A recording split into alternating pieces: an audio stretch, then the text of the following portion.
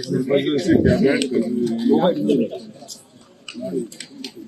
ನಾನು emergency cabinet ಕರೆದಿದ್ದೇನೆ. ಮೊನ್ನೆ ಗುರುವಾರ ಮಾಡಬೇಕಿತ್ತು, ಮಾಡಕ್ ಆಗಲಿಲ್ಲ.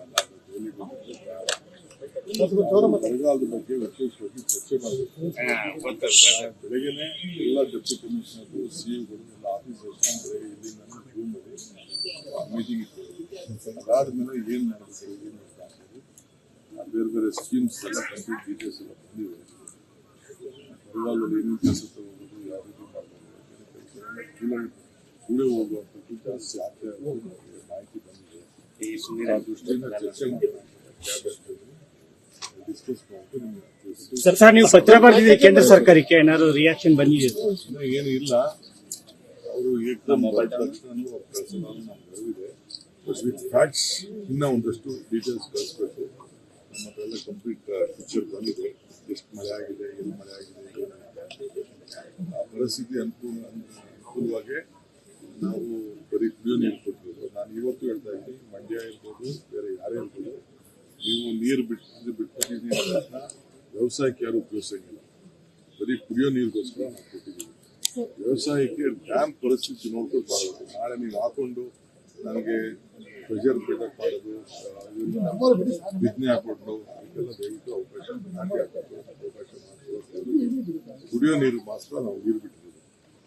ನಮಗೆ ತಮಿಳ್ನಾಡ್ದು ಭಾಳ ಪ್ರೆಷರ್ ಇದೆ. ಅವ್ರು ತಮಿಳ್ನಾಡು ಎಷ್ಟು ಬೇಕು ನೀರು ಅಂತ ಅವ್ರದ್ದು ವಿಪರೀತ ಪ್ರೆಷರ್ ಇದೆ.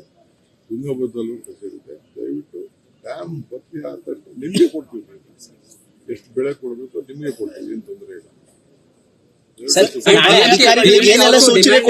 Parliament session for discussion, sir, regarding the Kaveri water issue, sir. It is their duty. I don't want to comment on that. In the meantime, lot of issues are there. They demand, no problem. If you will also demand, I will also go to them and I will also tell my parliament members days before the fact what is the fact. I don't want any discussion. It is our right. Whatever the Kaveri issue, it is our right.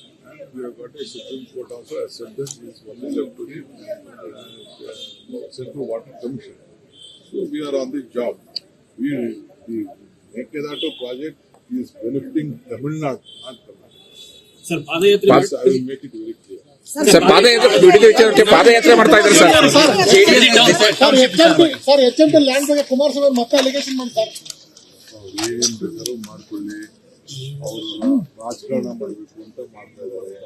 ಅವ್ರು ಮಾಡಿದ project, ಅವ್ರು ಮಾಡಿದ ಎಲ್ಲ ವಿಚಾರಗಳನ್ನ ತಿರ್ಗಾ ನನ್ನ ಮಕ್ಕಳಿಗೆ ವರ್ಷ ಪ್ರಯತ್ನ ಪಡ್ತಾ ಇದ್ದಾರೆ. ಏನು ಬೇಕಾದ್ರೂ ವರ್ಷ ಚರ್ಚೆ ಮಾಡಿ, ಪಾದಯಾತ್ರೆ ಮಾಡಿ, ಅವ್ರು ಬಿಟ್ಟಿದಂತ